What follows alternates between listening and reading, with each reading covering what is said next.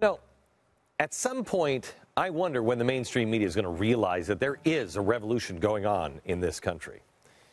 There is a revolution. And it's not dissimilar to what that painting is right there.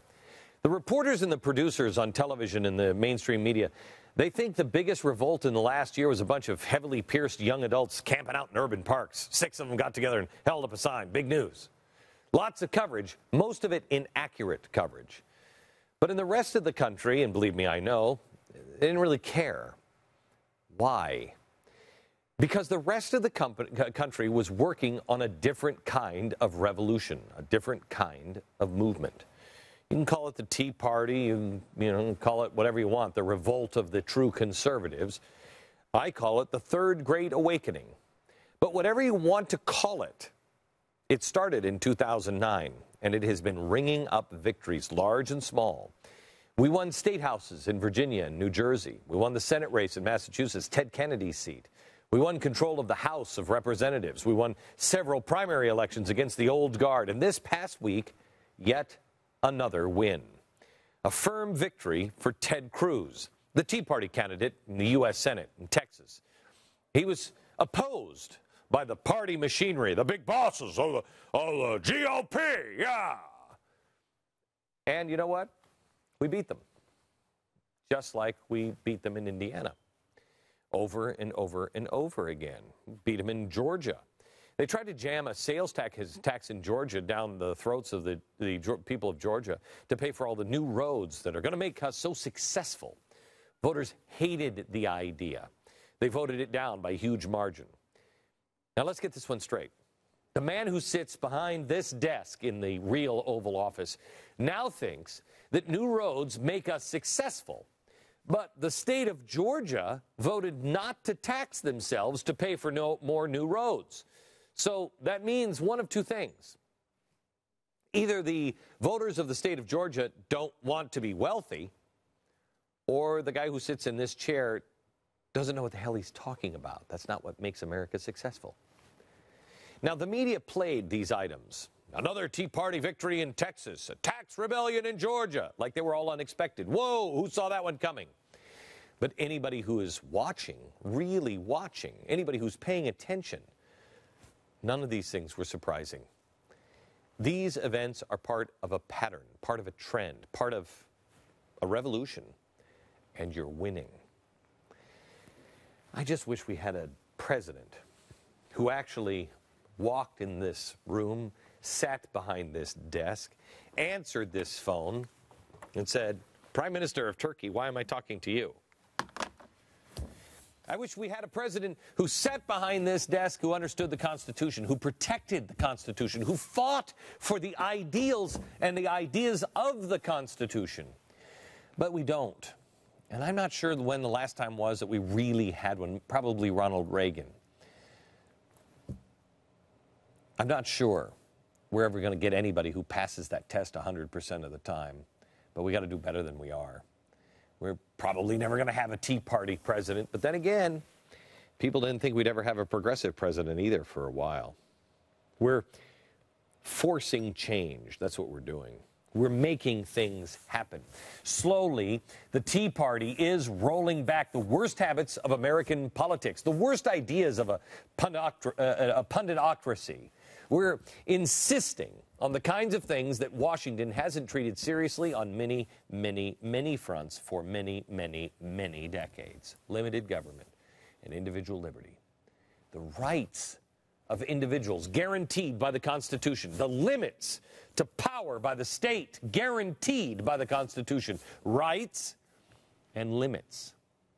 You hear an awful lot about rights, but you really never hear about limits. That's what's changing. The Tea Party is bringing back limits to government. You cannot raise taxes to pay for roads that you should have already built with the tax funds you already collected. You can't pass laws and then decide, we're going to enforce that one, but not this one. Can't do that. You can't pretend the government doesn't need to have a balanced budget year after deficit-producing year. You can't. You can't print money forever without destroying the wealth of a nation. But no revolution that was ever successful in human history has ever succeeded by taking things away, by saying no all the time. You don't inspire people by telling them, no, no, not that. You inspire people by telling them a great idea, that we're going to create something new. We have to bring something to the table. And here's the thing. We are. We do. We are a movement that has something big to bring to the table. We show it with our own example every day. We are creating a new vision for America, a vision that places the individual at the center of our country, at the heart.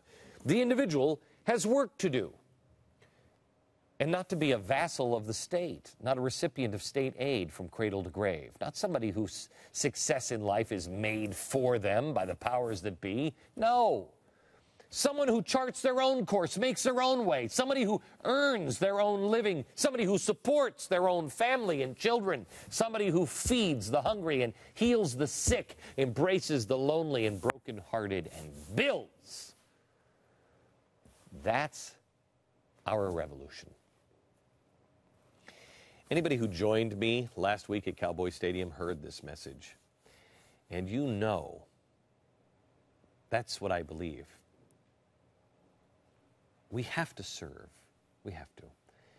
We have to take back the work of our hearts. We can't outsource love to the government. We have to bring back our communities to the work that the government is trying to do in Washington. We're supposed to do it. Look, there have been good presidents and bad presidents, and I think all of them, even Woodrow Wilson, has had good intentions. They just think that they can do the work better than we can.